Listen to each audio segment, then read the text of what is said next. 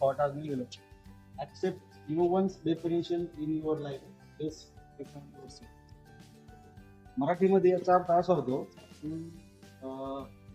एखादी व्यक्ती असते पुण्यामध्ये, बाबा याने असं केलं म्हणून आपण असं करू. याला प्रामुख्याने सगळ्यांनी बघितलेलं असते, हा कशावर जातोय, कसं काय गेलेलं आहे.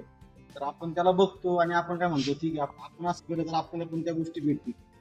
पण कसं असतं, पण म्हणजे जगात वावरत असताना लोक बोलणारे भरपूर असतात. त्या ठिकाणी समजा एखाद्या व्यक्तीसारखं आपण वागायला गेलो तर त्या व्यक्ती म्हणजे बाकीचे जे काही व्यक्ती असतील आपल्याला बोलतील, अरे यार तू पण एक सारखंच करायला लागला.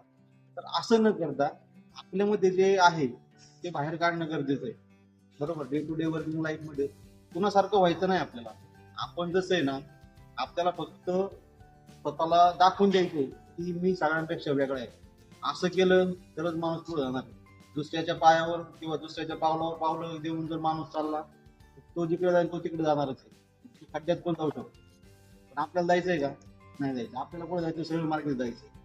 जे ध्येय आपले त्या ध्येयावरती जायचं. हे कधी पॉसिबल होईल? ज्यावेळेस तुम्ही स्वतःतलं ग्रॅटिट्यूड किंवा स्वतःमधलं जे काही नॉलेज आहे ते तुम्ही क्रिएट करताल, त्याच्यावरती वर्किंग करताल, तरच ह्या गोष्टी शक्य होणार. ठीक आहे.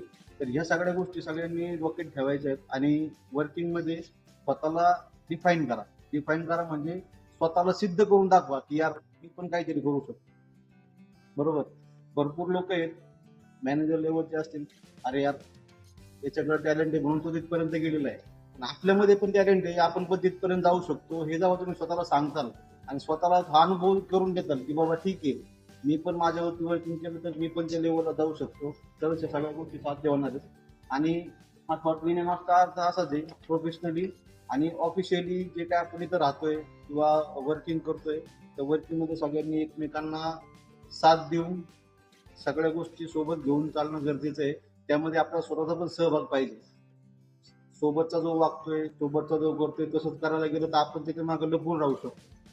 तर आपण त्याच्यापेक्षा काहीतरी वेगळं आहे. आपलं नॉलेज आपल्या त्यांच्या किंवा पुढचा जो काही व्यक्ती त्याच्यापेक्षा थोडंसं वेगळं आहे. स्ट्रॅटेजीज असतील, तुमचे ध्येय असेल, कोणत्याही गोष्टी असतील त्याच्यामध्ये, तर स्वतःला सिद्ध करण्याचा प्रयत्न करा. स्वतःला दाखवण्यासाठी नाही, स्वतःसाठी करा.